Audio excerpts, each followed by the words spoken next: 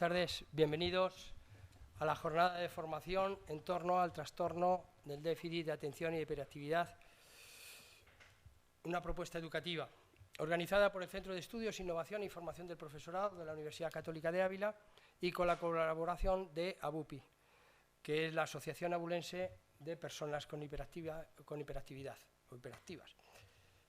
Como responsable del centro, quiero agradecer la colaboración de ABUPI, de la asociación, en la figura de su presidente, Juan Carlos Gómez, con quien iniciamos hace ya año y medio una andadura, unos contactos, y fruto de ello ha sido la firma de un convenio en el cual enmarcamos la jornada de hoy. Muchísimas gracias y espero que sea el comienzo de una andadura mucho más enriquecedora. Por otra parte, quiero agradecer a todos los presentes aquí en el Salón de Grados de hoy y a aquellos que están en casa vía streaming a través de nuestro canal. Esperamos que esta jornada cumpla con todas las expectativas que ustedes tienen. Nuestro mayor objetivo dentro del centro es la formación de profesorado, la formación de profesores, desarrollar mayores competencias, el enriquecimiento personal y profesional y que luego eso se traslade al ejercicio docente, a la práctica docente. Por otro lado, otro de los grandes objetivos en línea y en relación directa con la propia universidad es de alguna manera favorecer, apoyar e intervenir en la sociedad y en el contexto en el cual la universidad se enmarca, como es el de la ciudad de Ávila y la provincia. Lógicamente, atendiendo a estos dos objetivos, la charla de hoy tiene un cierto sentido. En el ámbito educativo, el trastorno más común, el de neurodesarrollo, es el de ATDH o TDAH, que aquellos alumnos o personas que necesitan una atención personal, una atención profesional, que defina, que oriente, que acompañe el proceso educativo y madurativo de estas personas. Igualmente, que coordine con las familias y en su proyecto personal y profesional. Para lograrlo, la universidad no podemos ir solos, y de ahí que siempre busquemos el apoyo, la orientación y la ayuda y la colaboración de personas o organizaciones que de alguna manera tienen su razón de ser en la integración y el desarrollo de este tipo de personas. Por eso hemos querido también aunar en la persona de doña Patricia Castro López, profesora de la UCAF y colaboradora de ABUPI prácticamente desde sus comienzos, aglutinar estos dos objetivos que hemos planteado. La profesora Castro es licenciada en psicopedagogía, maestra de educación primaria en la especialidad de música, máster en musicoterapia y en psicopedagogía clínica. Tiene experiencia docente en distintos niveles educativos, en coordinación también con proyectos y orientación con familias, tanto en su gabinete personal como en los centros docentes donde ha ejercido como orientadora, y en la asociación que desde el principio, pues lógicamente tiene una amplia experiencia en el tratamiento de estos alumnos, tanto a nivel escolar como familiar. Creo que desde prácticamente su existencia, en 2011 o 2013, le convierte a Patricia como una de las personas referentes en este mundo del trastorno de déficit de atención y hiperactividad. Pues antes de darle paso a la profesora Castro, recordar que tras la exposición haremos un amplio debate, un amplio periodo para opiniones, aclarar conceptos, preguntas, todas las cuestiones relativas al interés de los que estamos aquí y los que están en casa. Igualmente, recordar que aquellos que están inscritos en las jornadas recibirán un enlace de la grabación de esta jornada. Y sin más, doy paso a Patricia, que es ella la que tiene que centrar el tema y darnos una serie de pautas para el desarrollo y el trabajo con estos alumnos. Muchísimas gracias, Patricia. Pues muchas gracias, Javier. Y bueno, pues empiezo, lo primero, daros las gracias a los que estáis aquí de manera presencial y los que nos están siguiendo vía streaming, como bien ha dicho Javier.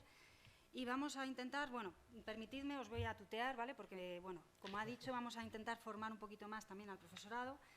Y qué mejor que, bueno, empezamos, vamos a hablar sobre un poquito de qué es eso del trastorno por déficit de atención con hiperactividad, porque es conocido por todos, pero también son conocidos muchos mitos y vamos a intentar romper un poquito con ellos.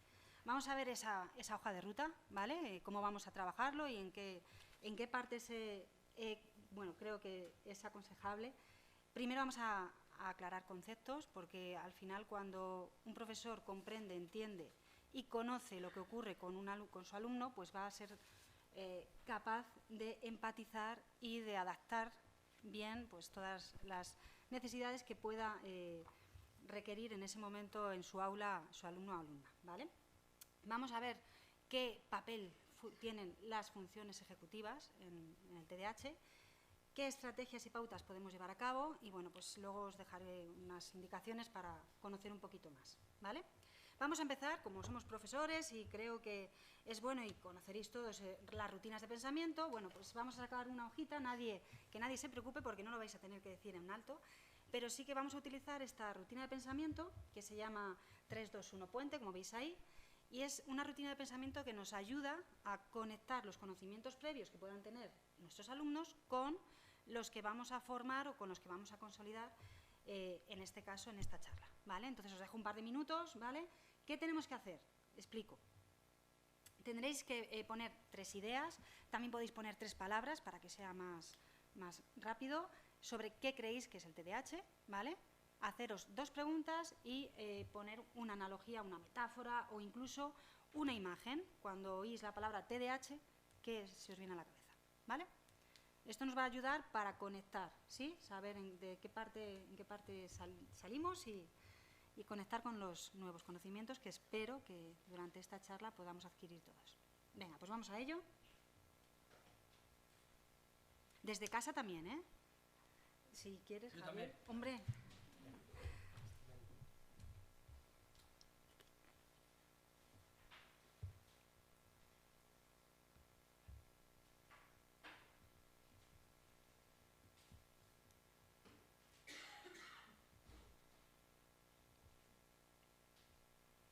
Lo podemos pensar, ¿no? Si alguien no lo quiere escribir, se puede pensar.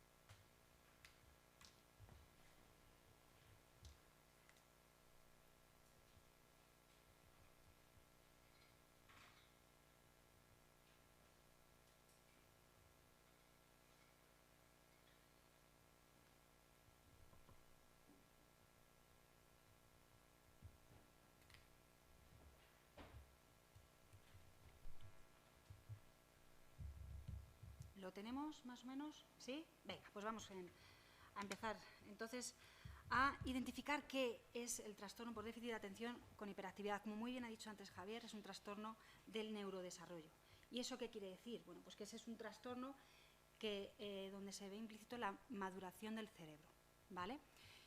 Al implicar esa maduración del cerebro, bueno, pues su desarrollo es más lento que en el cerebro de un niño que no tiene TDAH, ¿vale? Hay estudios que además, bueno, pues en un porcentaje bastante alto, entre un 30 y 35%, nos hacen, vamos, como es científico, nos cercioran que el cerebro es más lento, ese desarrollo neurológico es más lento en estos casos. Por ejemplo, Fernando Mulas y su equipo nos han llegado a la conclusión de que hay una disfunción en la corteza prefrontal, ¿vale? También vamos a identificar que el volumen del cerebro de un niño con TDAH está entre un 3 y un 5%, es menor que un niño que no tiene TDAH. Y eso también se va a ver reflejado en que las conexiones cerebrales pues van a ser también más lentas, ¿vale? Todos estos son ya estudios que evidencian que no es un trastorno inventado.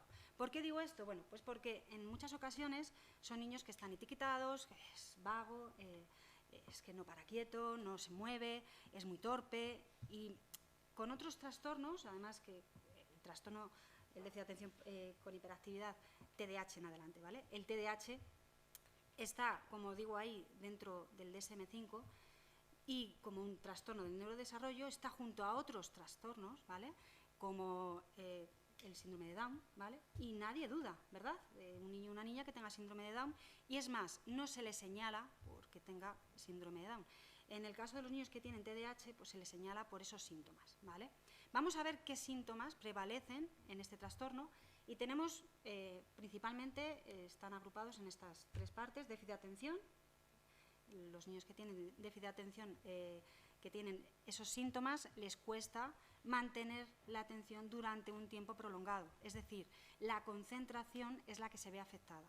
No quiere, porque hay hay familias que te preguntan: pero Patricia, mi hijo o mi hija es capaz de estar toda la tarde con la Play, con la Wii o viendo la televisión.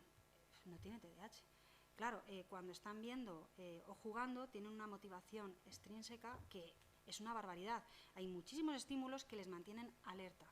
Ahí, en ese momento, como están muy motivados, pues su cerebro es capaz de prestar atención durante más tiempo, ¿vale? ¿Qué ocurre? Como más adelante veremos, como he dicho también, la corteza prefrontal es la base de las funciones ejecutivas. Dentro de esas funciones ejecutivas, por ejemplo, se ve reflejado la automotivación, ¿vale? La automotivación, para una niña o un niño que no tiene TDAH, bueno, pues ante tareas que son muy aburridas, pues tienen ahí esa capacidad, ese esfuerzo y lo hacen. Para un niño o una niña donde está afectada en esas funciones ejecutivas la automotivación, es muy complicado, por no decir en algunos casos imposible. De ahí que ante tareas tan motivantes, pues sí que sean capaces de mantener la atención de manera prolongada, ¿vale? No es tanto un problema de atención, sino como de concentración. Más adelante lo veremos. Hiperactividad, pues bueno, todos nos imaginamos los niños que a lo mejor necesitan estar constantemente en movimiento. Hemos oído mucho, es como cuando de pequeñitos que tienen un motor, ¿verdad? Además dices, es que parece que tiene un motor en el culete. Pues así es. Y la impulsividad hace referencia tanto a esa impulsividad cognitiva como a esa impulsividad conductual. Es decir, que lo que nosotros solemos decir, que no son capaces a lo mejor de filtrar, ¿vale? Además, me gustaría que quedara claro que hay tres subtipos, ¿sí? El TDAH, no existe, por ejemplo, el TDA como tal en el DSM-5.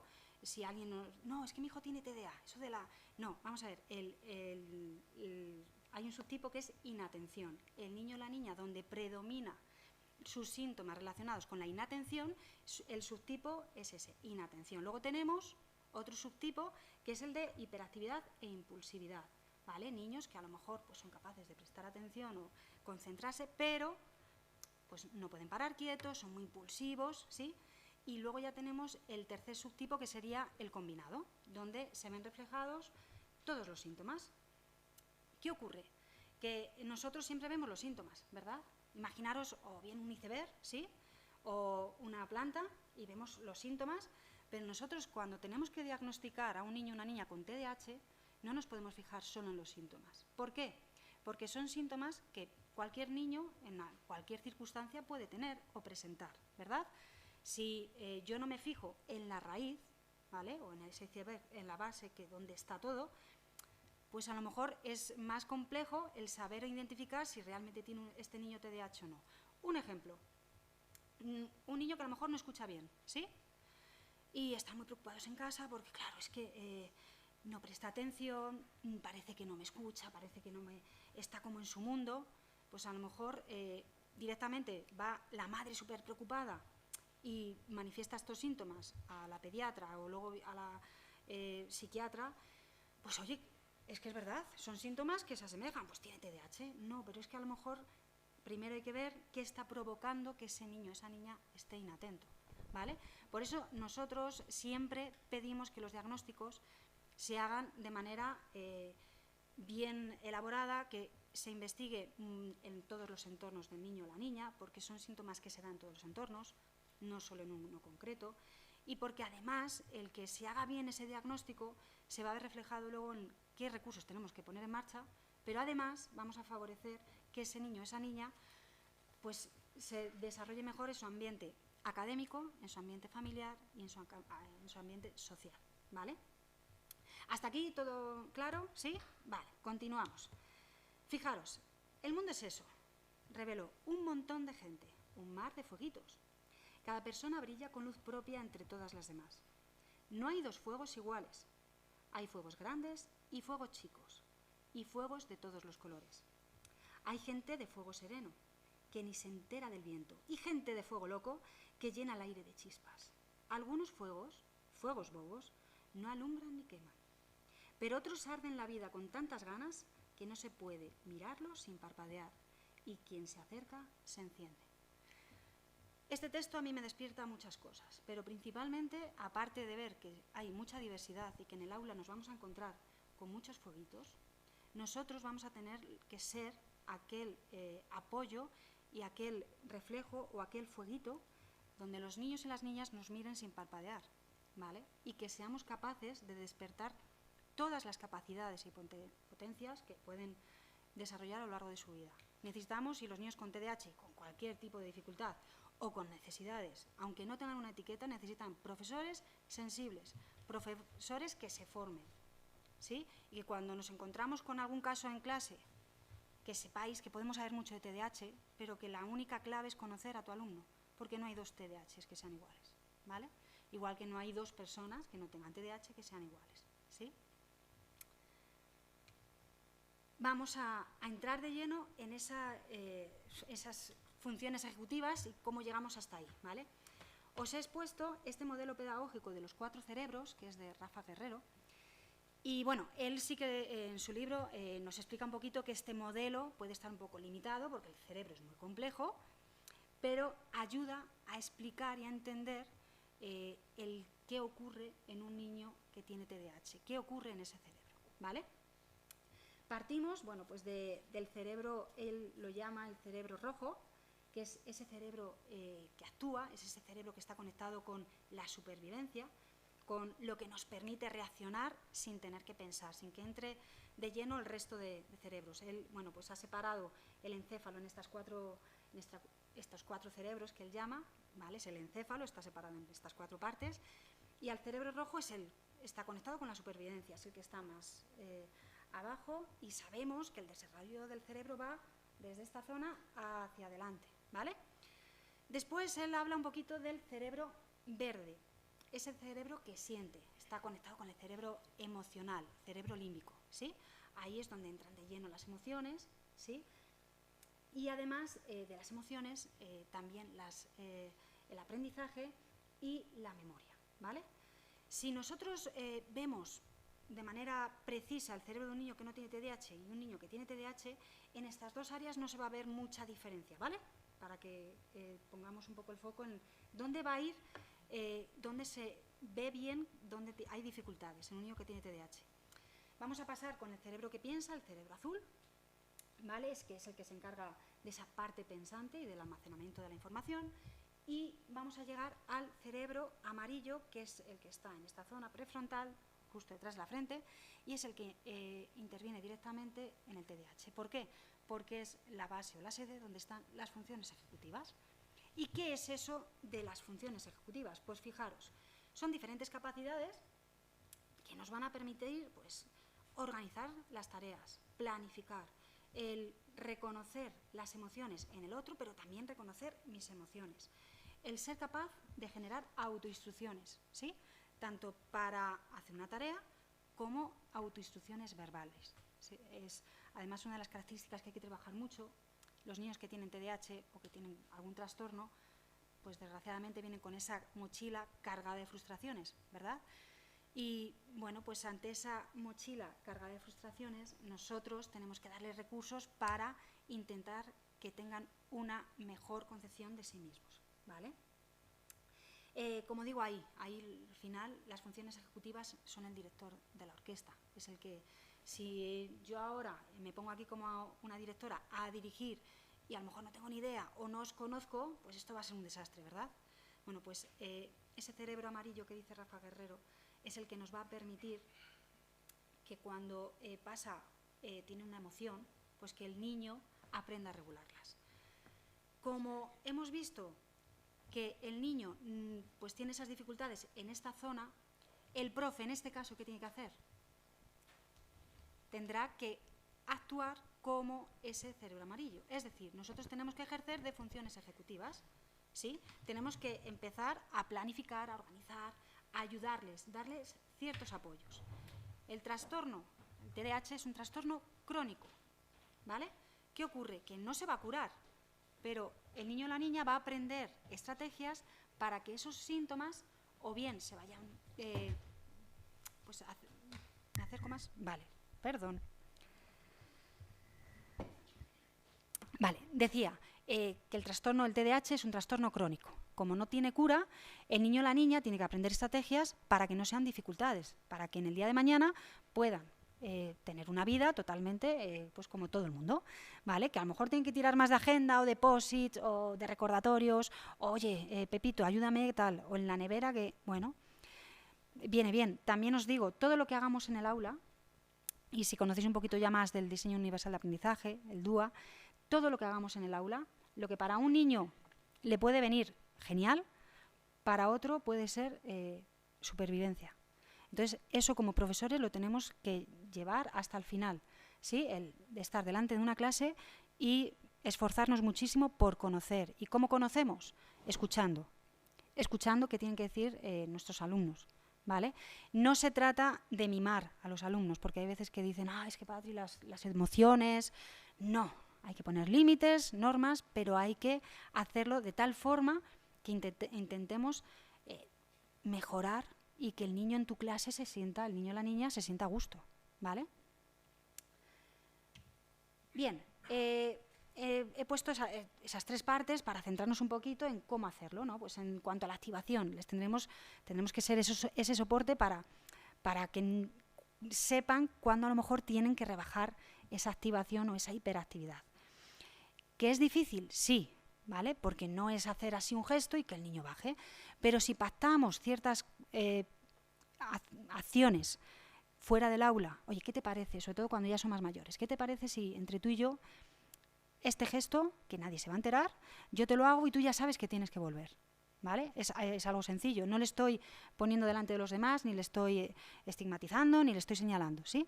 Es intentar entender y conocerle para que realmente tu niño o tu niña esté en disposición de aprender. Nosotros como profesores, ¿qué queremos? Que los niños aprendan, ¿verdad? Pero al final, ¿qué queremos? Además de que aprendan, que sean buenas personas, ¿verdad? Pues todo eso va a favorecer que ese niño y esa niña pues tenga ganas de estar en tu clase y tenga ganas de aprender, ¿vale? Les tendremos que ayudar a establecer prioridades. El otro día pues lo comentábamos, un niño o una niña por la tarde, al día siguiente tiene un examen, pero por la tarde ha quedado con los amigos. Y tú, ¿qué le tienes que decir? Él que va a vivir el presente. Es que he quedado, mamá, es que van todos, es que no. Ya, pero es que mañana tienes un examen, quizás sería bueno que repases, ¿verdad? Pues tenemos que ejercer de esas funciones ejecutivas. Tenemos que ir dándoles, esto es un entrenamiento, constantemente. ¿Agotador? Pues quizá un poco, porque es algo que hay que hacerlo siempre. Pero yo digo, ya tengo aquí alguna alumna que ha estado conmigo, yo lo digo, si tú estás ahí y quieres ser profe, es que es lo que hay, ¿no? Es que yo he elegido ser profesora y me tengo que currar el que mis alumnos pues lleguen a alcanzar los objetivos, pero que los siguen a alcanzar de una manera en la que estén lo mejor posible. Ayudarles a calcular el tiempo, recordarles, no amenazar. ¿Vale? Una de las pautas que muchas veces hacemos los profes es poner más tiempo, pero a veces amenazamos, ¿no? En vez de recordar que os quedan 10 minutos y a lo mejor le damos la vuelta y decimos, en 10 minutos el que no haya acabado le quito el examen, por ejemplo. Es tan fácil como decir, venga, recordad que faltan 10 minutos. También en cuanto al tiempo, ya lo diré luego después, pero bueno, también hay muchas ocasiones que decimos, más tiempo, fenomenal, más tiempo, pero supervisa. Porque un niño del subtipo inatento, si le ponemos más tiempo, ¿qué va a hacer? Si no está supervisado, pues va a estar mirando a lo mejor a la ventana o al compañero o ver cómo los demás acaban. Para un niño que a lo mejor tiene exceso de hiperactividad o tal, le podemos decir, tranquilo, te queda mucho tiempo, porque hay que conocer, hay niños que tardan mucho, pero hay otros niños que por su impulsividad, pues en el examen les tenemos que parar un poquito. Y no nos cuesta nada, cuando hablamos sobre todo con niños de primaria, si te entregan una prueba, el revisar y ver, porque hay muchas veces que está la primera hoja perfecta, vas a la segunda y está incompleta. Pues preguntar, oye, ¿esto por qué no lo has hecho? ¿No sabes o no te has dado cuenta? Es que a veces pasa, se lían, van corriendo y, bueno, pues yo no le estoy diciendo la respuesta, simplemente estoy dando la oportunidad de demostrar lo que sabe. ¿Qué más? En cuanto a la atención, pues ayudarles a centrarse, ¿vale? A mantener la atención. ¿Cómo lo puedo hacer? Venga, nos vamos a levantar todos, por favor. Vamos allá, lo siento por Es un momentito solo. Venga, nos levantamos, por favor. Todos, movemos las piernas. Javier, tú también. Vamos, vamos, vamos. Vamos. Vale, y ahora tenemos que dar palmas con el que está al lado. Vamos, palmas. Teresa, sola. Vale. Una vuelta. Una vuelta. Venga, muy bien, nos sentamos. Genial. Ahora bajo esto. ¿Qué acabamos de hacer? Mantener alerta a la clase. Si hay picos de atención, nadie puede estar 2 horas así, ¿vale? Y recibir toda la atención, mucho menos un niño. Necesitamos que el niño o la niña sepamos que le tenemos ahí. Estas cosas, tú puedes decir, ya, Patri, pero es que si yo esto lo hago en mi aula, se monta una. De eso se trata, pero no de eso se trata, sino que tú como tutora, como profesora, en tu clase hay normas, ¿verdad? Y si esto están acostumbrados a hacerlo, os aseguro que os lo van a pedir. Y no tardamos nada, en serio, son 2 minutos, volvemos a la calma y los tenemos pendientes de vosotros. De verdad que no es utópico, que son cosas que yo he hecho y que de verdad funcionan, ¿vale? Controlar la frustración, bueno, pues en cuanto a las emociones, ejemplo, un niño o una niña que lleva 3 horas, 4 todas las tardes estudiando, ¿vale? De esfuerzo y además con apoyo, clases particulares, la mamá, el papá. ¿Qué ocurre? Que llega al examen y, bueno, pues sale del examen y ¿qué tal te ha ido? Muy bien. Además, que es que muy bien, siempre es muy bien. ¿Qué te han puesto? No me acuerdo.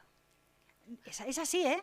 Nunca se acuerdan de lo que les preguntan. Porque una de las cosas que yo les digo es, venga, cuando hagáis una actividad, un examen, por favor, apuntaros las preguntas porque, oye, luego nos puede venir bien. Bueno, pues casi nunca se acuerdan de las preguntas. Se han esforzado, como he dicho antes, han estado ahí estudiando. Su amiguito, su mejor amigo, buah, no he hecho nada. La última tarde y me lo he leído. Él o ella lo sabe eso. Y él o ella saca un 4,5 y su amiguito un 9. ¿Vale?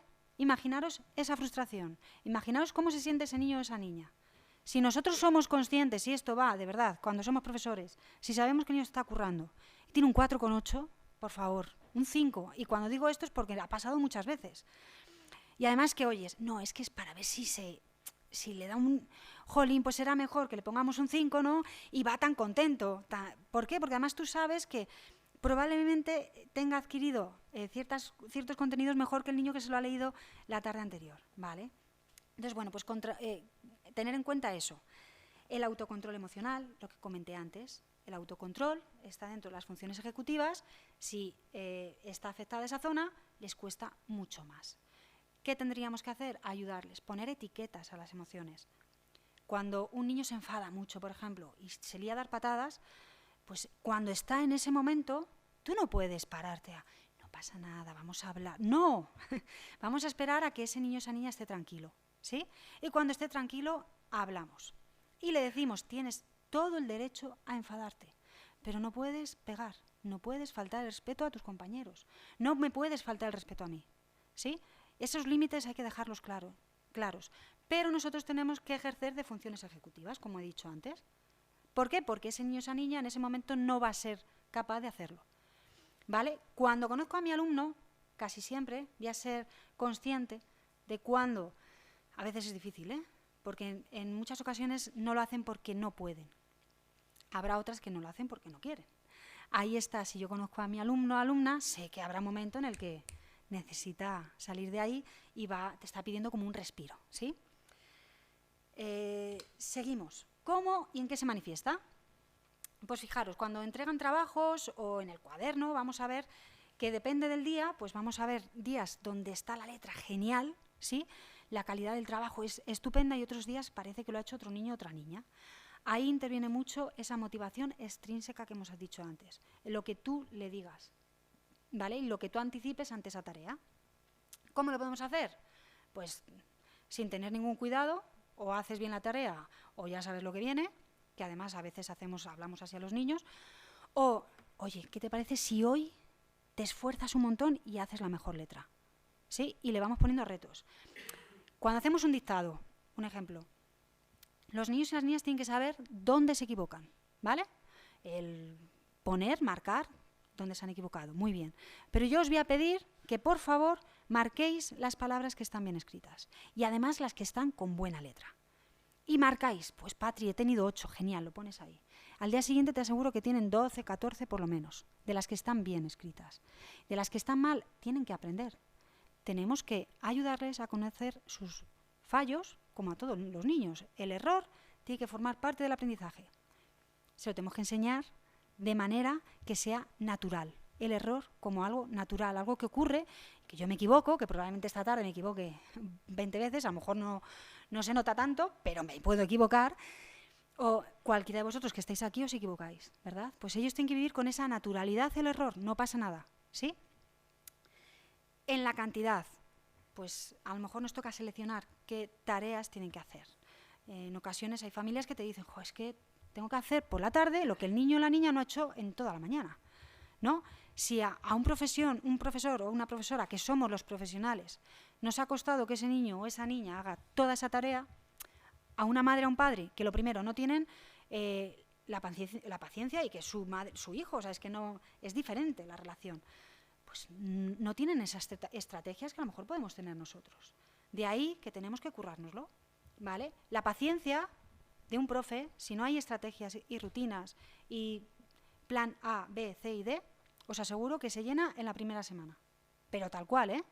Entonces hay que buscar. Y lo que nos sirve para un niño no nos sirve para otro, ¿vale? Entonces, bueno, pues tenemos que ir adaptando. Igual en el rendimiento y en la automotivación. Pasa, es que esta asignatura, nada, no conseguimos. Pero estas dos sí. ¿Qué pasa? Que a lo mejor estas dos lo da el profesor o la profesora que ha conectado. También os aviso, hay veces que no conectamos aunque queramos. Si es así, que no se note. ¿Vale? Nosotros nos ponemos aquí y no se tiene que notar. Los niños y las niñas se merecen nuestra mejor versión. ¿Vale? Una de las cosas que a mí me encanta, eso de solo se puede aprender aquello que se ama. Francisco Mora, un neuroeducador, bueno, pues siempre defiende o habla mucho de lo importante que es nuestro papel, ¿sí? Entonces, tenemos que buscarnos la forma de que nuestros alumnos consigan admirarnos. ¿Para qué? Para que quieran aprender. ¿Vale? Os voy a pedir, ¿alguno de vosotras, para seguir con la charla, antes de empezar con la escalera de la metacognición, sabe resolver el cubo de Rubik? Pues entonces, cualquiera de vosotros, venga, un voluntario o voluntaria que venga aquí. Venga, María, muchas gracias. Oye, un aplauso para María, por favor.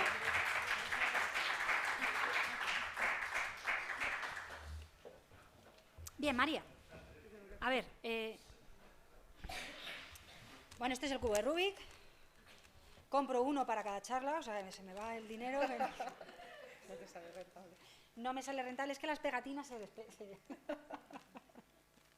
Es bromita, venga. A ver, te voy a explicar, María. Estáis todos atentos, ¿vale? Si no se escucha, me avisáis, ¿vale? Te voy a explicar solo, a ver, el cubo de Rubik, como veis, tiene muchas caras, pero solo nos vamos a centrar en la cara blanca, ¿vale? Que es la parte de arriba, ¿sí? Vale. Esto se resuelve así. Primero empezamos siempre con la cara blanca. ¿Qué tienes que hacer? Intentar que todos sean blancos. Muy bien. Pero ahora me tienes que escuchar a mí, ¿vale? Bien. Primero vas a tener que hacer una cruz, ¿sí? Tienes que tener en cuenta que la cruz tiene que ir de acuerdo a las caras ¿vale? El color de las otras caras, ¿vale? Y una vez que tengas la cruz blanca, tienes que hacer las esquinas. Vale. ¿Has estado atenta? Sí. ¿Segura? Sí. Bueno, no tengo toda la tarde, ¿eh? Entonces vamos a empezar, ¿vale? Empieza. Qué presión.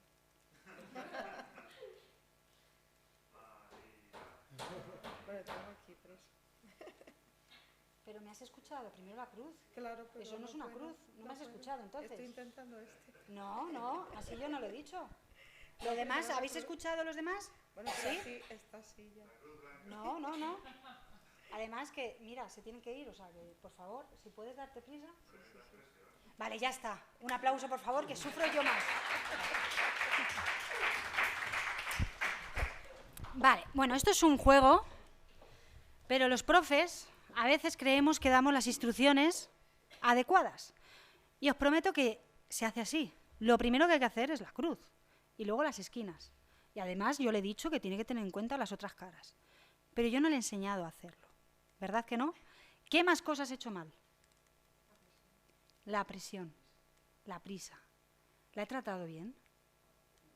Lo siento. ¿Vale? Eso a un niño o una niña, imaginaros la repercusión emocional que tiene. O sea, de repente esa mochila se ha llenado de miedo, de inseguridad, de no querer entrar en tu clase y de no querer participar más actividades en las que tenga que verse expuesto. Nosotros tenemos un papel clave. Os aseguro que la trascendencia de lo que nosotros hacemos en la vida de un niño o una niña, da igual que tenga o no tenga TDAH, es brutal. Entonces, aprovechémonos, ¿no? Pero de manera que hagamos que se sientan bien, ¿vale? Me toca comprar otro. Vale. Otra de las cosas que he hecho mal, las normas, o sea, lo que tenías que hacer, se lo he dicho una tras otra, ¿verdad? Le he enseñado a pensar. No ha entrado nada de pensamiento, ¿verdad? No le he dado la oportunidad, ni simplemente vamos a hacer. Me mira como rara. Esto, pues en YouTube os metéis y os vienen los pasos, ¿no? Pero si lo haces así, pues al mes se te ha olvidado y tienes que volver a mirarlo. Entonces es bueno enseñarles a pensar cómo se hace, ¿vale? Entra de lleno esa escalera de la metacognición. No sé si lo conocéis, pero la escalera de la metacognición es un poquito con lo que acabo de hacer, conocer un poquito ese pensamiento, ¿no? Ser consciente de lo que conozco, esos conocimientos previos, lo que quiero conocer, qué limitaciones tengo, ¿vale? Hasta dónde puedo llegar, a dónde aspiro. Además, que hay una de las cosas que hay que enseñar a los niños y a las niñas. Tenéis que pensar, y tenéis que pensar en grande. ¿Por qué? Porque si no pienso en grande nunca voy a llegar ahí. Las oportunidades surgen, salen, pero hay que buscarlas. Uno de los consejos que se suelen dar a los padres y a las madres, pues darles a los niños y a las niñas diferentes opciones para que, oye, pues esto me gusta, esto no, tal. Pero si no damos esas opciones nunca van a conocer, ¿verdad? Fijaros, dentro de esa escalera, pues primero ser consciente. ¿Qué he aprendido? ¿Vale? En este caso, por ejemplo, María, estoy segura de que ha aprendido que no vuelve a salir de voluntaria conmigo. No, fuera de bromas, cuando hacemos alguna actividad tenemos que ser conscientes, ayudarles a ver qué has aprendido, ¿vale? Después, ¿cómo lo he hecho? ¿Sí? ¿Cómo he aprendido esto? ¿Qué pasos he seguido? Además también, ¿cómo me he sentido? ¿Sí? ¿Ha sido fácil? ¿Ha sido difícil? ¿Para qué? Para la próxima vez, pues oye, controlar los retos. Si yo como profesor veo que han hecho una actividad y ha sido para todo el mundo, jolín, pues lo han hecho en 5 minutos, tal, pues para mí como profe, ¿qué hago? Pues subir un poquito, ¿verdad? Reajusto, o reajusto hacia arriba o hacia abajo. Y voy siempre observando, ¿vale? Además, bueno, pues cómo lo puedo mejorar y para qué me ha servido. A veces, bueno, pues no con todos los contenidos podemos, a lo mejor, llevarlos a nuestra vida, pero con la mayoría sí. Entonces tenemos que hacer que lo que están aprendiendo en nuestro aula, pues lo puedan llevar a su día a día. Una de las, quería poneros la taxonomía de Bloom, esta es la revisada. ¿Por qué? Porque nos ayuda luego a saber en qué aspectos me tengo que fijar para evaluar, ¿vale? ¿Y por qué quería mostrárosla? Porque en muchas ocasiones los profes enseñamos desde la taxonomía de Bloom, desde la primera parte, ¿vale? Y centramos damos los contenidos y queremos que los alumnos lo recuerden, ¿sí? Pero en el examen les pedimos la parte de arriba, a lo mejor, que creen, tienen que crear cosas, o que apliquen, o que reflexionen. Pero nosotros, cuando hemos enseñado desde la base. Como un profe, pues si tú quieres que tu alumno aprenda a diseñar, a gestionar, a fabricar, nuestro aprendizaje tiene que ir también acorde a lo que luego les vamos a evaluar, ¿vale? ¿Por qué digo esto? Porque un niño con TDAH necesita que trabajemos, además de la memoria, recordar, hacer listas, que eso es fundamental porque recordar está todo en las funciones ejecutivas, les tenemos que enseñar a todas esas facetas más superiores, ¿verdad?, dentro del pensamiento, mucho más superior, que tenían que practicar, ¿vale? Un niño a lo mejor que es un lince, si tú en clase has enseñado recordar, memorizar y tal, pues a lo mejor es capaz en un examen de asociar, diferenciar, pero si con un niño con TDAH que nunca lo hemos hecho, pues le tenemos perdido, es que no va a saber lo que le estamos pidiendo, ¿vale? Entonces depende también de nosotros, que es genial, ¿eh? No nos podemos quedar solo en evaluar con la parte de la memoria, sino ir un poquito más arriba, ¿vale? ¿La memoria es fundamental? Sí, porque necesitamos memorizar, y más cuando hay dificultades. Necesitamos retener. Y cuando vamos siendo más mayores, tenemos que empezar a... Además que, bueno, las redes sociales no, los móviles y demás, pues ¿cuánto sabemos de aquí los números de teléfono de las personas que son importantes? Si hay una caída de algo y estáis fuera o tenéis que llamar a vuestra persona de referencia, ¿os sabéis el número? Pues ahí lo dejo, ¿eh? Necesitamos trabajar esos aspectos, ¿vale? Que sean fundamentales, además, en el día a día. Y a los niños se los tenemos que enseñar también. Vale, ¿qué medidas podemos utilizar dentro del aula? Bueno, pues ya he dicho muchos ejemplos, pero vamos a ver más. Podemos trabajar de manera organizativa. Esas medidas organizativas podemos hacer grupos interactivos, grupos por parejas. Dentro de los grupos por parejas, si sabemos que en nuestra clase tenemos una niña que es muy impulsiva y tenemos un niño que, oye, además de que se lleva bien, la regula, pues ¿por qué no? Para hacer cierta actividad los ponemos juntos, ¿vale? No vamos a poner a dos, entre comillas, entendedme, polvorillas, porque si no, pues no van a aprovechar esa actividad. Igual con los grupos interactivos. Y que luego podamos ir rotando. ¿Para qué? Para que ese niño aprenda a socializarse, que les demos oportunidades y que no siempre sea el jolín, es que Juan. Daros cuenta, Juanito, por ejemplo, en clase, si es un niño impulsivo y está todo el rato, la profesora a lo mejor no va a decirle nada. ¿Quiénes son los que le van a decir? Pues sus propios compañeros. Entonces tenemos que cuidar esas relaciones sociales, ¿vale? Metodologías activas, bueno, os he puesto ahí ejemplos, trabajar esa cultura del pensamiento, que sean capaces, pues lo que he dicho antes, esa metacognición, el que sean conscientes de darles la oportunidad de qué estás pensando. Y como profesora, estar dispuestos a escuchar respuestas diferentes a las que nosotros tenemos en la cabeza, ¿vale? Porque a veces preguntamos y solo queremos una respuesta. Y a lo mejor nuestros alumnos pues nos sorprenden. Otra cosa, permitir que nos pregunten y decírselo, preguntad en clase, ¿vale? Os pongo un ejemplo, y es algo real, os aseguro que no os miento, ¿vale? Un chico con el que trabajo, muy introvertido, ¿vale? Sin ningún tipo de trastorno ni nada, pero muy introvertido. Nunca pregunta, siempre tiene dudas. Por favor, venga, tienes que preguntar. Vale, pues él al día siguiente tengo que preguntar. Y llegó a mi clase. Patri, he preguntado. Digo, bueno, ¿y qué te he contestado? Dice, pues sonó el timbre. Digo, ¿cómo? Digo, ¿pero no te han respondido? Dice, no, se fue. Al día siguiente tampoco. Pues ese chico tan introvertido que habíamos conseguido porque es que me lo imagino, de verdad, y es que le estoy poniendo cara, me imagino él durante toda la hora preocupado porque tenía que preguntar, que se lo he prometido a Patricia, ¿no? Y que lo haga. Pues somos profesores, ¿no? O futuros, pues por favor, que os pregunten lo que haga falta.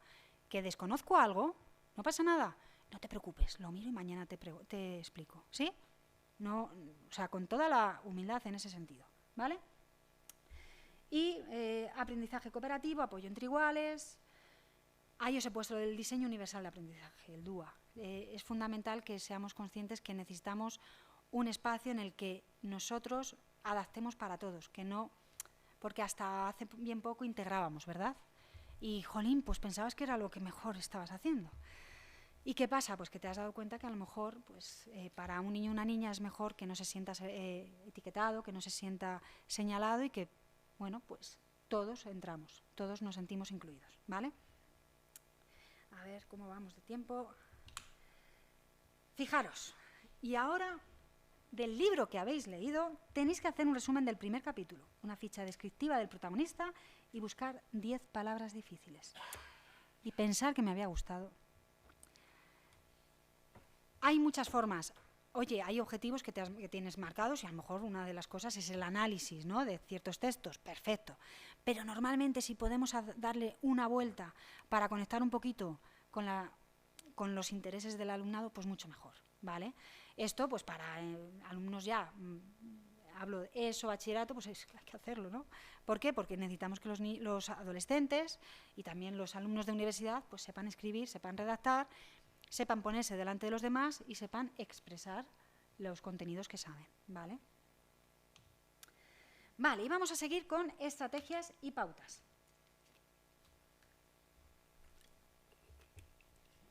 Perdonad. Como he dicho, nosotros tenemos que ser esas funciones ejecutivas, entonces les tenemos que ayudar a planificar y a pensar antes de actuar, lo que hice antes con el cubo de Rubik, ¿vale? Yo creo que he dado las instrucciones completas para que haga una cara, y de verdad que son pero yo no le he dado la opción de aprender a hacerlo.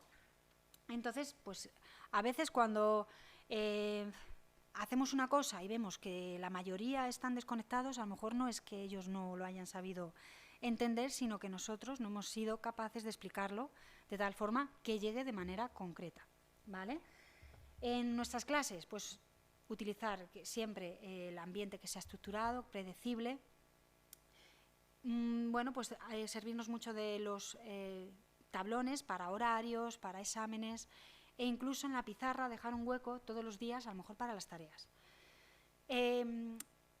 Se puede poner y pedir cada día a un niño o cada semana, esta semana te vas a encargar tú, para que apunte, de tal forma que se sienta protagonista y, oye, pues no siempre es el niño que tiene TDAH el que tiene que apuntar, sino que somos todos. Y aquí una de las cosas que me suelen decir, ¿vale? Cuando hago las charlas para profes que a lo mejor ya llevan mucho tiempo y te dicen, no, es que no es viable, ¿no? No es viable porque yo no puedo escribir o decir a un niño en una agenda que apunte. Yo mi contestación, y además a que al día siguiente se lo puedes poner en rojo, no ha traído la tarea. Vamos a invertir el mismo tiempo. Entonces además que no todos a lo mejor tienen dificultades para utilizar la agenda, ¿verdad? Pues vamos a fijarnos en los que nosotros conocemos que tienen esas dificultades. Y oye, pues te mueves por la clase, estás pendiente, venga, apuntamos, tal, ¿sí? No es más que estar pendiente, o sea, que no lo tienes ni siquiera que apuntar tú, que estás pendiente de que lo haga el niño o la niña, ¿vale? Y estás siempre revisando. Jolín, es que es mucho trabajo, pues oye, es que... ¿Vale? Que yo lo he hecho y se hace y hay que hacerlo, ¿vale? Que es que lo hemos elegido, ¿verdad? A mí me parece que es una de las profesiones más maravillosas del mundo, a mí me apasiona y creo que los niños necesitan profes que en clase tengan esa pasión y esa preocupación por sus alumnos, ¿vale? Vale, las normas siempre visibles y hacerlo además con un lenguaje positivo. Normalmente en las normas no se grita, no se pega, no se corre, ¿verdad? Pues vamos a darle la vuelta. En nuestra clase nos tratamos bien, en nuestra clase hablamos bajito y en nuestra clase, pues por los pasillos vamos caminando. Es simplemente lenguaje más positivo que va a llegar de mejor forma a los niños y a las niñas, y es que están tan acostumbrados que van a pasar de largo, ¿vale? Y eso sí, nosotros tenemos que ser ese modelo. ¿Vale? Si yo quiero que mi alumno o mi alumna en clase hable bajito, yo en clase, aunque sea para mandarles callar, no puedo gritar. Tengo que buscarme estrategias, ¿vale? Que me tengo que levantar y tengo que cantar Hay que ir cambiando, ¿eh? Porque os aseguro, si un día cantas, al día siguiente tal, y canta otra, Patri, y canta otra, por ejemplo, ¿no? Y es que es así. Hay que buscar estrategias. ¿Para qué? Para mantenerles alerta y que estén pendientes. Y en nuestra clase hablamos bajito. Si yo quiero que me respeten, yo tengo que respetarles. Y lo que yo he hecho antes con ella, prohibidísimo, ¿vale? Prohibidísimo. Nunca podemos señalar a un alumno o alumna delante de los demás, ¿vale? Las consecuencias adecuadas y proporcionadas, ¿vale? Y intentamos que sea de manera inmediata y siempre las mismas. Como vamos a intentar siempre mantener comunicación con las familias, pues es bueno que las consecuencias, pues hablemos con las familias. ¿Para qué? Para que si las tienen en el colegio, pues que en casa no les vuelvan a castigar, ¿vale? Por algo que ya han tenido esa consecuencia en el centro escolar, por ejemplo. Y que sea siempre las mismas, me refiero que hoy que estoy de buen humor, pues hoy todo es maravilla y al día siguiente, que a lo mejor vengo yo más enfadadita, pues no paso ni una. No, ¿vale? Nosotros tenemos que dar esa estructura y gestionar la clase pues con serenidad. ¿Para qué? Para que el alumno y la alumna pues, se encuentren a gusto y sepan siempre lo que va a haber. Necesitan además que sea un... Venga, ahora viene esto y ahora esto, ¿vale? El horario, el lugar visible, eso es que son cosas de sentido común, tablón de exámenes, entrega de trabajos. Recordad, ¿vale? Si a un niño que tiene TDAH, recordar que tiene que entregar un trabajo, sabemos que encima no es algo porque ellos quieran, sino porque en muchas ocasiones no pueden, pues recordamos, oye, Juanito, que mañana tienes que entregar el trabajo, recuérdalo, porfa, y te vas a poner una pegatina aquí en la mano, ¿vale? O vamos a marcar algo para ayudarle a recordar. Y aún así, si ocurre que se le ha olvidado, le damos alguna oportunidad. ¿Por qué? Porque al niño o la niña que lleva con las piernas rotas, le damos alguna oportunidad durante un tiempo, ¿verdad? Pues simplemente una oportunidad. Al día, no te preocupes, Juanito, me lo entregas mañana. Pero recuerda, mañana, si no ya hay consecuencias. También tienen que aprender, ¿vale? Esa consecuencia natural, ¿sí? Vale, cuando digo anticiparse o no a las novedades, si yo conozco a mi alumno o alumna, yo sé que si tenemos una excursión el viernes que viene o el mes que viene, pues habrá algunos niños que se lo tenga que decir con mucho tiempo, además anticiparlo, hablarlo con las familias. ¿Para qué? Para que sepa lo que va a ocurrir, pero hay con otros que a lo mejor se lo tenemos que decir el día de antes. Porque si no va a estar un mes con la excursión en la cabeza.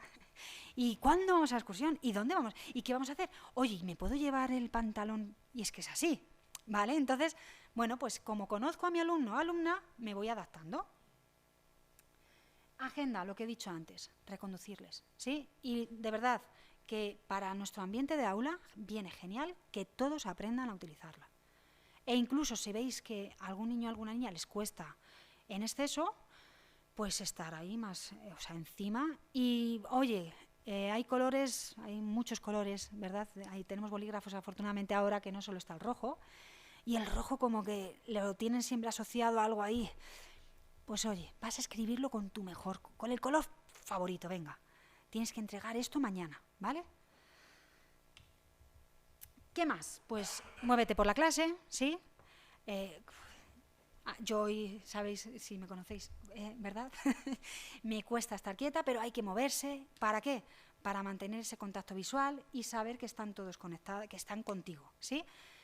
Hay profesores que les cuesta hasta parpadear, que hablan con un tono de voz. Pues nos va a costar mucho que nuestros alumnos estén ahí atentos, ¿vale? Entonces, pues tenemos que ser, pues un poquito, cambiar esa tonalidad para que les tengamos atentos. Trabajar, y cuando hacemos pues, algo visual, pues hacerlo atractivo, que no sea todo el mismo tono de color, que, pues, si podemos meter imágenes mucho mejor, ¿vale? Aumentar la participación. Que participéis, que participen los niños, y que si alguien se equivoca, no pasa nada. Pero además, yo voy a estar ahí, si alguien se equivoca, no voy a permitir que nadie se ría. ¿Por qué? Porque en nuestra clase nos tratamos bien y somos un equipo. Y eso os aseguro que hay que hacerlo y decirlo, ¿vale? Los niños, son muy espontáneos, alguien dice algo y ¿qué hacemos? Nos reímos. ¿Cómo se siente ese niño? Pues se mete en el caparazón. Entonces nosotros, pues, oye, a ti te gusta, pues además trabajamos mucho en la empatía. ¿Te gustaría que, si a ti te pasa, cómo te sentirías? Pues lo trabajamos dentro del aula. Les enseñamos a resolver esos conflictos y lo intentamos hacer siempre desde el sentimiento. Me siento... No, es que me has hecho, no. Yo me siento de esta forma, tú cómo te has sentido, y todo esto siempre una vez que ha pasado ese tiempo de conflicto. Cuando hay dos niños que están peleados, no podemos resolver, hay que dejar tiempo. Cuando un marido y una mujer, o sea, una pareja, se enfadan, por mucho que venga ahí la cuñada y diga, no, os tenéis que dar un beso ahora mismo y lo vais a solucionar. Pues no. Vamos a necesitar tiempo, ¿verdad? Cada uno, tiempo fuera, tiempo de respiro. Y cuando ya estemos en posición de poder hablar, hablamos, ¿vale? Bueno, el repetir mucho en clase les va a ayudar a esa memorización. Y a mí me gusta siempre decir, tenemos los 5 sentidos, pero hay que tirar muchas veces de sentido común y, fundamental, en el aula, sentido del humor, ¿vale? conectar con los alumnos con el sentido del humor. Con niños con TDAH, ¿qué ocurre? Que la ironía y a veces el sentido del humor no lo captan, les cuesta. Entonces, hay que trabajarlo, ¿sí? ¿Para qué? Para que no se sientan mal. Porque cuando tú lanzas una ironía o una broma, a lo mejor se pueden sentir mal, ¿vale? Hay que hablarlo y trabajarlo. Luego me contarás, ¿vale? ¿Qué más podemos hacer dentro de nuestro aula? Pues entrenar en cooperación, ¿vale? Podemos ir rotando. No podemos coger a un alumno y que siempre sea ese alumno coterapeuta. No, tenemos que ir rotando y que siempre pues ese rol cada vez lo tenga un niño y una niña. Los niños con TDAH también lo pueden hacer, por supuesto. Además es que es esa motivación de decir, voy a ayudar a alguien. Se sienten genial y tienen que hacerlo, ¿vale? Y de esa forma trabajamos dentro de nuestras clases, de nuestro aula, en un ambiente mucho más de ayuda. De aquí nos ayudamos y además mejoramos y trabajamos juntos. Entrenar a todos, bueno, pues como he comentado. Y clave, esa relación positiva entre el alumno y la alumna, entre el profe y entre la familia y el profesor, ¿vale? Con el TDAH, pues a veces desde el desconocimiento entramos a juzgar. Y entramos a juzgar y es que esta madre o este padre, es que no, esa no es nuestra labor. Nuestra labor es conocer al niño, a la niña y dar espacio para que las familias nos comuniquen. Porque os sorprendería la cantidad de recursos y esfuerzos que hacen las familias que tienen niños con TDAH. ¿Vale? El TDAH, una de las cosas que no quiero que se me olvide, como he dicho antes, es crónico, ¿vale? Habéis visto dónde está afectada la zona del cerebro, pero el ambiente tiene un papel muy importante, de tal forma que puede ayudar y favorecer que ese niño evolucione bien o no. ¿Vale? Entonces, pues nosotros entramos dentro de ese ambiente y es clave que mantengamos esa comunicación con la familia para remar en el mismo sentido, ¿vale? Y escuchar, ¿sí? ¿Por qué? Porque podemos creer que nuestro alumno, si es que no hace nada, si es que trae todos sus pensos, si es que nunca tiene unos cuadernos, a mí me da igual lo que me diga la madre, me va a decir, pues claro, pero es que a lo mejor si escuchamos a la madre, pues podemos ver otras realidades, ¿vale? Nos va a servir para empatizar, para, bueno, pues al final dar la mejor pauta a nuestro niño o niña. Durante la explicación, pues es probable que un niño con TDAH se pierda.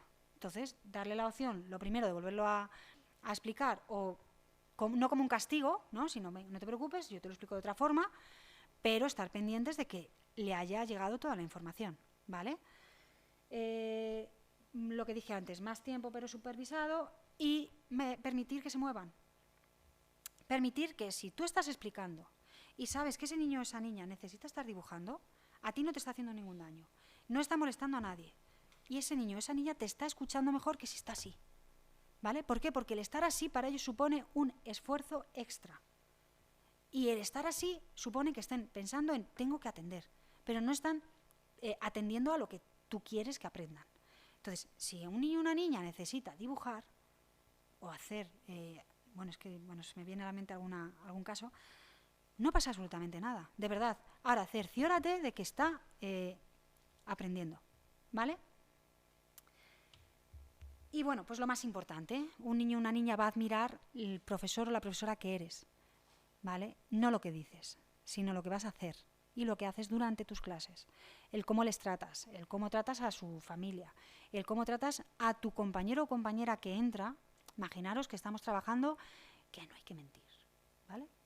Y estamos en nuestra aula, no se miente, hay que ser honestos, hay tal. Y llega una compañera y mientes a la compañera delante de tus alumnos y ellos se dan cuenta. Pues fijaros qué incoherencia, ¿no? Pues se trata de ser buenos modelos. Y buenos modelos en todos los aspectos que podamos. Recordad que tenemos que ser sus funciones ejecutivas. De manera personal, cuídate, ¿vale? Porque para poder trabajar y, bueno, pues esta profesión, si tú que llevas tantos años, Javier, lo sabes, ¿verdad? Hay que cuidarse para poder dar lo mejor de uno mismo en las clases, en las aulas.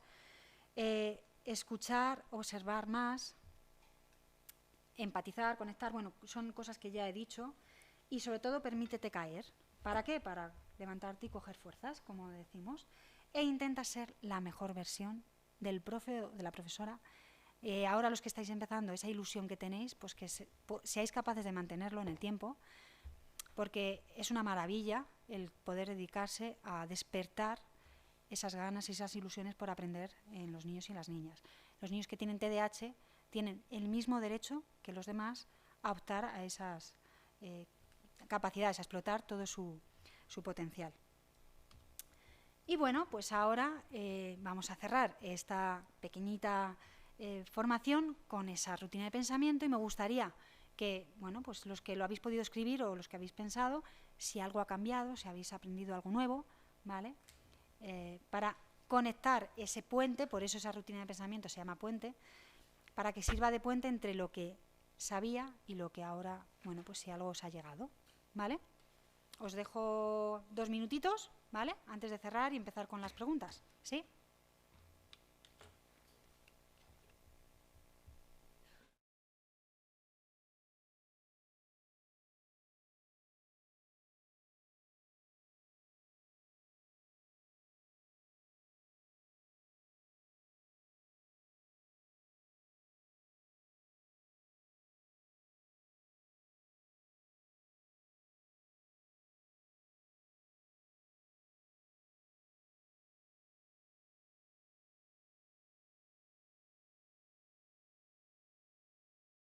¿Sí? Vale, pues es que antes de cerrar me gusta, fijaros, esta frase de Teresa de Calcuta, yo se lo escuché a Víctor Coopers, no sé si lo conocéis, y es que me parece fundamental que nadie se acerque jamás a ti sin que al irse se sienta un poco mejor y más feliz. Pues en vuestras aulas, que ningún niño se acerque a vosotros sin que nosotros seamos capaces de remover y que se sientan mejor, ¿vale? Y hasta aquí mi parte de... Muchísimas gracias. ¿Vale? Muchas gracias. Muchísimas gracias. Gracias.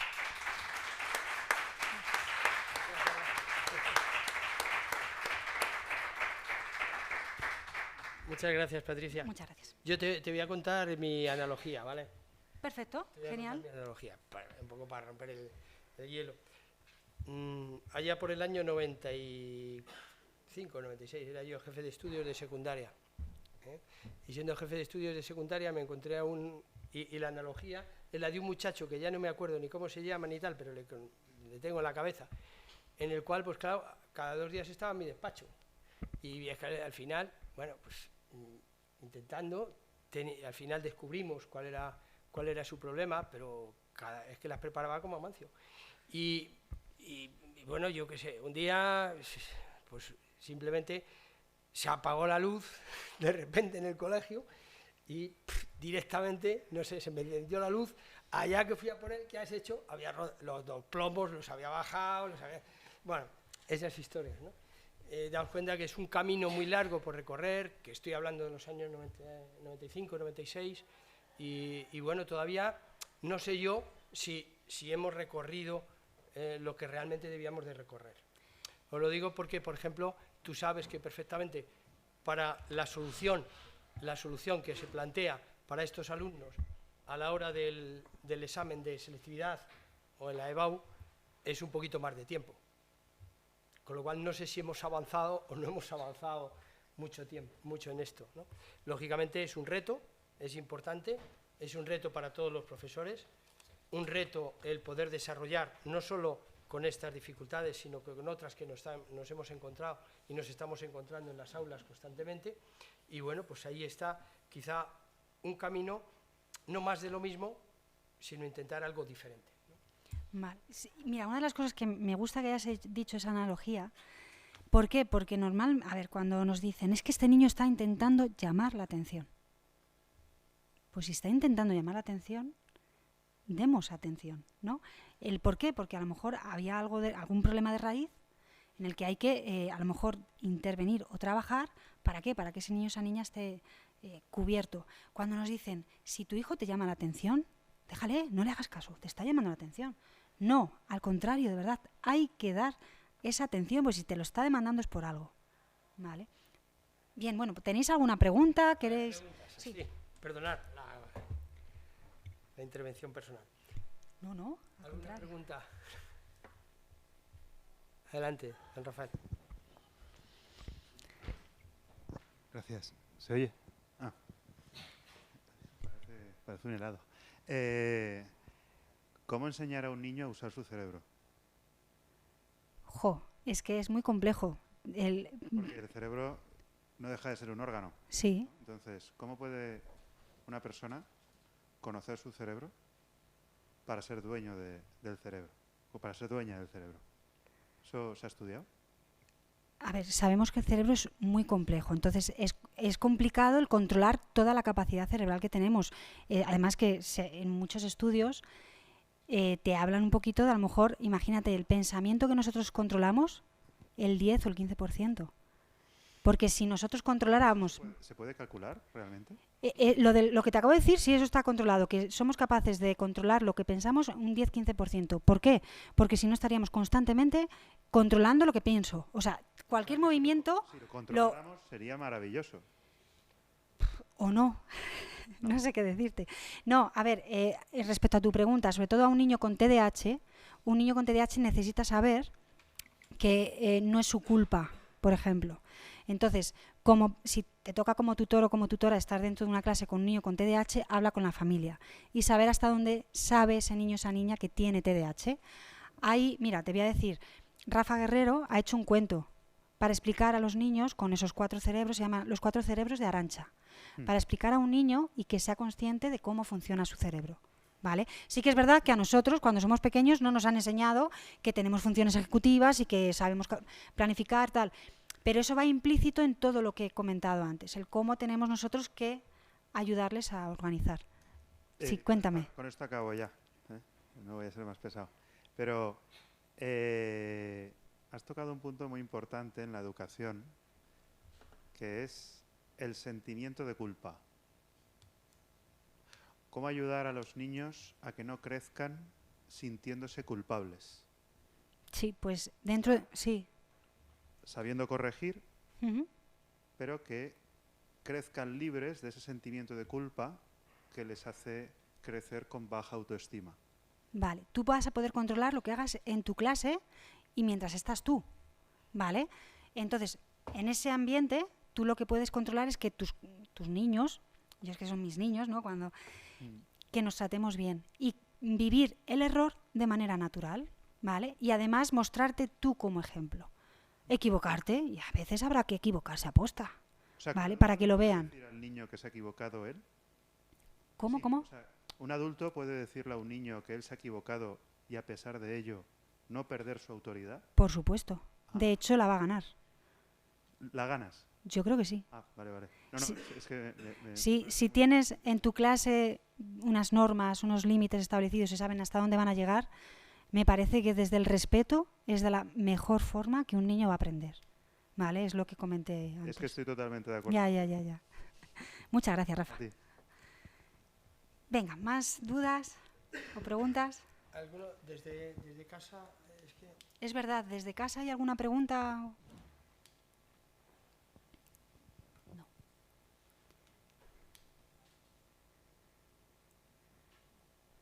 ¿Alguna pregunta más? ¿Alguna consideración?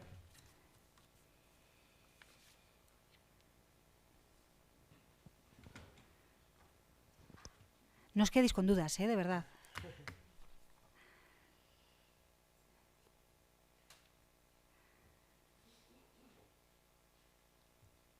Simplemente recalcar lo que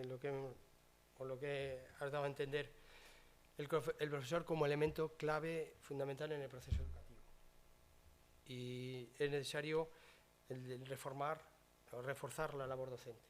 Sí, y formarnos. O sea, va a haber muchos casos que nos encontremos, que no conozcamos y tenemos que leer, investigar, estar abiertos a escuchar a otros compañeros que a lo mejor tienen más experiencia, ¿vale? Y que no nos frenen las etiquetas. Las etiquetas al final es eso. Nosotros trabajamos con personas. Los niños y las niñas son personas y tienen detrás pues mucha familia, tienen esa mochilita, igual que todos la llevamos, ¿verdad? Pero que les pese menos. ¿Vale? Hay muchísimas formas de hacerlo en el aula y hay que pues cuidar un poquito además todo lo que he dicho va a ayudar a todos los niños y las niñas que tienes en tu clase y va a hacer que tu clase vaya mejor, que tú en tu clase estés más a gusto. ¿Por qué? Porque no vas a tener que estar ni gritando, ni todo el rato amenazando. No, al contrario. Y de hecho, en un aula no necesitamos que los niños estén constantemente el 100% callados. Es imposible. Y un niño que tiene TDAH se tiene que mover.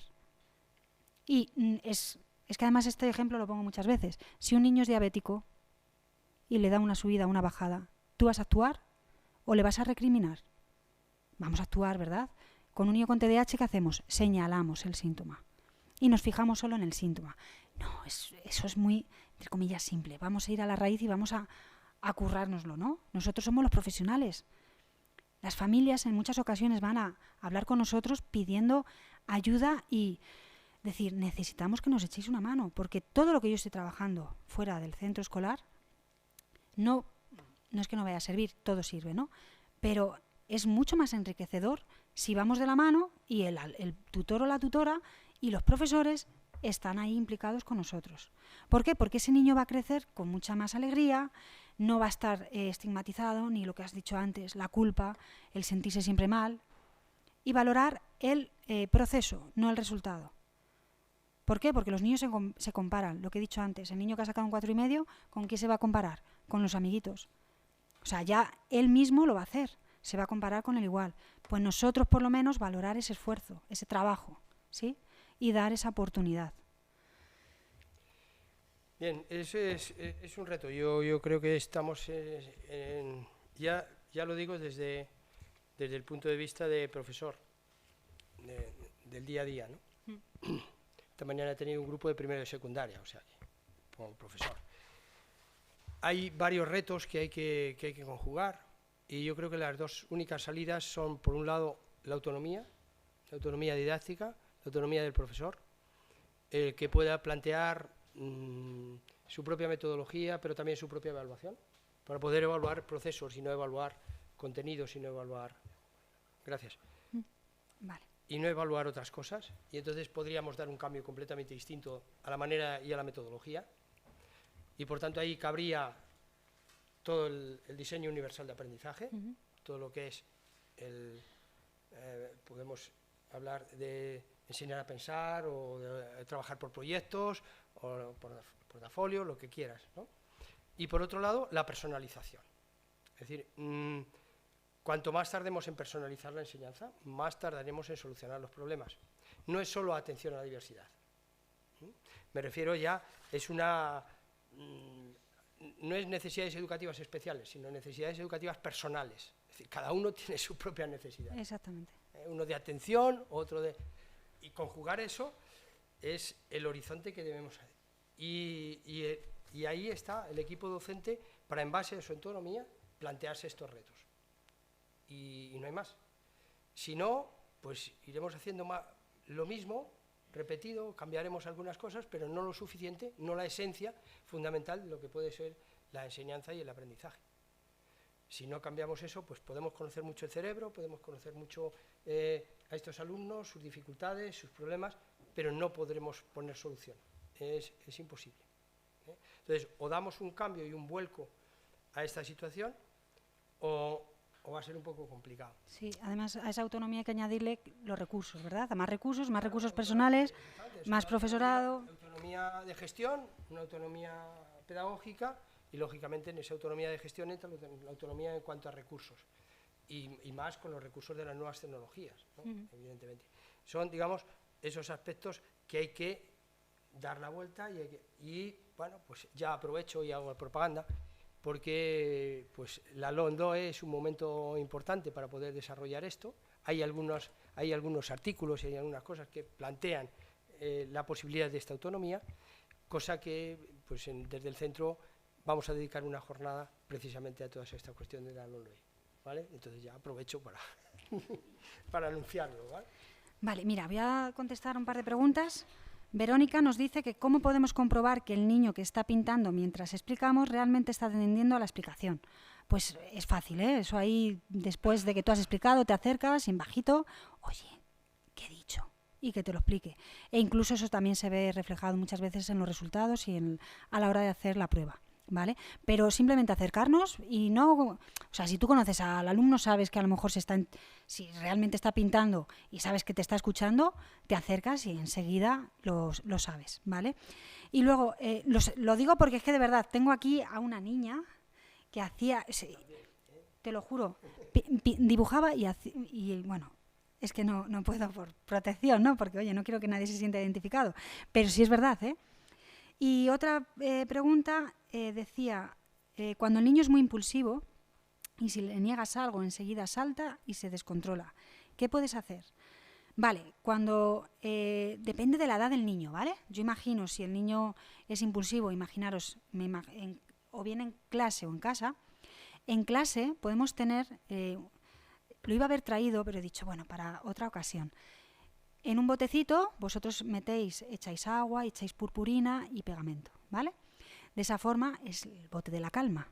Entonces se puede trabajar cuando son pequeños y no tan pequeños y darles, tú lo mueves y está como el niño, impulsivo. Vamos a esperar cuando, tú lo das, ¿no? Cuando baje toda la purpurina abajo, vamos a hablar, ¿no? Y darle el tiempo necesario, ese respiro, para que podamos hablar un poquito desde la calma, siempre que se pueda, ¿vale? Hay casos y casos, hay con niños que esto funciona y con otros niños que habrá que entrenarlo, ¿sí?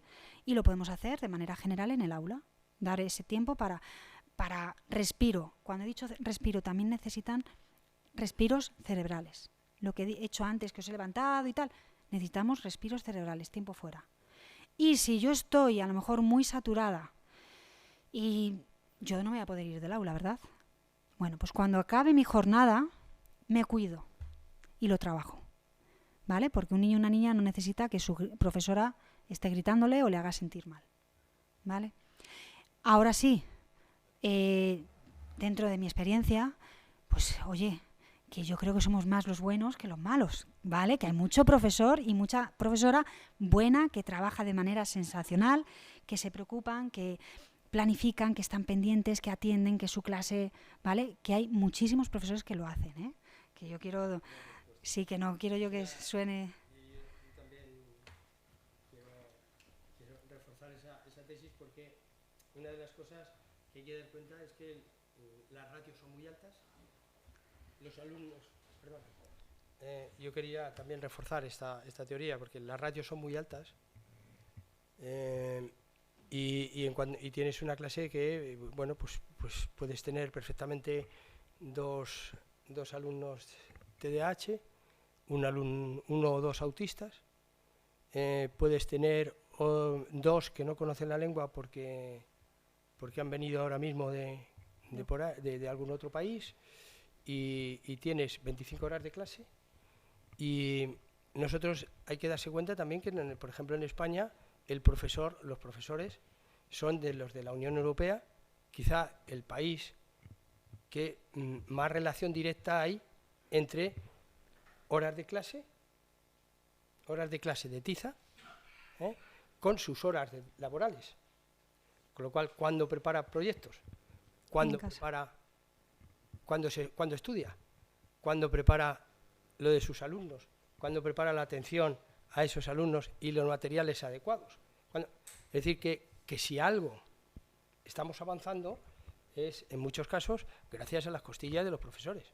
Sí, que hacen de proyectos... sus fines de semana, de sus vacaciones, de estar allí pendiente una y otra vez, de hablar con las familias en otro momento de tiempo. Es decir, que cuando yo me refería a cambiarlo, es que hay que cambiarlo todo. No es más de lo mismo. No es decir, ahora tengo esto y como conozco esto, pues voy a atender a estos alumnos. Y ahora además atiendo a esto. Y ahora no, o hacemos un cambio global en el cual trabajemos con aprendizajes, trabajemos de otra manera, con competencias, trabajemos de otra forma distinta, o si no, esto no nos lo solucionamos. Y hay que solucionarlo entre todos. Así es. Administración incluida. Entonces, bueno, pues me imagino que lógicamente desde la asociación pues estáis trabajando también en función para que los recursos puedan llegar a todos los sitios y lógicamente la atención a esos alumnos sea lo que realmente se merece y lo que realmente está orientada. No es solo simplemente para diagnosticar, para hacer un informe y ese informe entregarle al profesor y decirle, toma, esto es lo que tienes que hacer. Y ya el profesor, todo esto, ¿y cuándo? Y mira, tú verás, claro, el bote está muy bien y fenomenal, pero claro, mientras das a uno al bote, el otro te está preparando un tiberio allí en el otro lado. En la otra Hombre, pero, pero... Es decir, que todo esto necesita un cambio. Lógicamente, sí. las orientaciones, la formación es clave, es la base de todo. Y a partir de ahí empecemos a construir. Pero en la construcción hay que construir, yo creo, entre todos y creando otra forma de ver las cosas, yo creo. Sí, hombre, lo del bote es un ejemplo. Sí, no, pero te comento que se puede hacer, dependiendo del nivel educativo en el que nos encontremos y en el que esté el niño, se puede hacer para todos a la vez. Me decía lo decía por su hijo. Pues, por ejemplo, le aconsejo, si conoce El monstruo de las emociones, pues que a través de ese cuento puede hacer tantas emociones, tantos botes como emociones y puede trabajarlo. Es como todo, dependiendo del caso del niño, ¿no? Pero estoy de acuerdo en lo que dices, que es que necesitamos recursos, necesitamos más tiempo para preparar y además que hay proyectos que se están llevando a cabo en las aulas que son maravillosos y que a lo mejor no somos conscientes de ello porque no hay tiempo para llevarlo en papel. Hay compañeras que están trabajando por ahí, que es una maravilla, ¿eh? Pero como no da tiempo a llevarlo en papel, pues los demás a lo mejor no lo sabemos.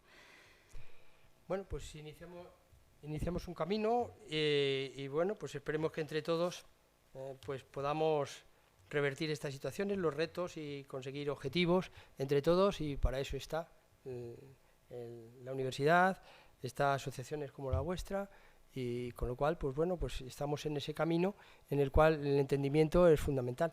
Vale. Y agradeceros de nuevo. Sí, una última pregunta, estupendo, ¿vale? Estupendo, fenomenal.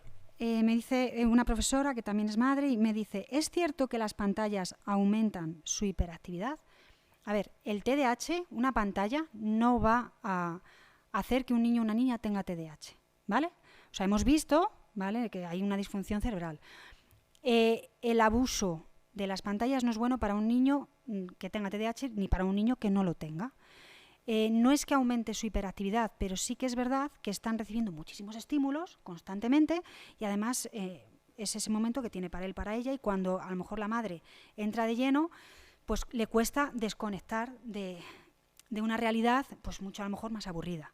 Pero las pantallas no hacen que un niño o una niña tenga TDAH, porque sí que yo he escuchado, no, pero es que ahora hay más pantallas, el teléfono, pues claro, hay más TDAHs. No, ahora hay un sobrediagnóstico. ¿Por qué? Porque hay más evaluaciones, pero también hay un infradiagnóstico. Ni están todos los que son, ni a veces son todos los que están. Entonces hay que hacer más evaluaciones, más completas, pero ni las redes sociales, ni los móviles, ni las tablets van a hacer que un niño tenga TDAH, ¿vale? ¿Que nos va a repercutir en cómo vamos a trabajar nuestra atención? Pues sí, pero da igual que tengas o no tengas TDAH, ¿sí? ¿Vale? Porque sí que, eso me lo han preguntado más de una vez, pero el TDAH hemos visto que es una disfunción cerebral y que además tiene un componente muy alto genético, que ronda el 80%.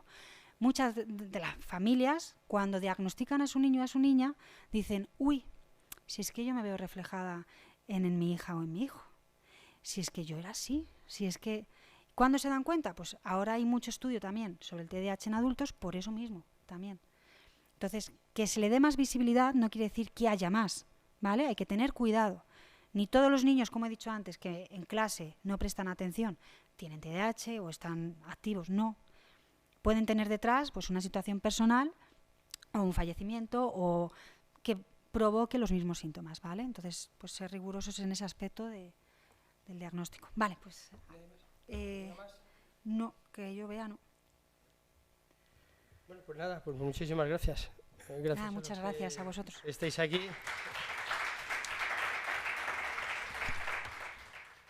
Y con esto terminamos la jornada en espera de concretar otras jornadas ya con aspectos más concretos de esta realidad, lógicamente para ir viendo cosas que se están haciendo, proyectos, programas e intervenciones que pueden dar resultado, unas buenas prácticas con alumnos de este tipo. Pues muchísimas gracias.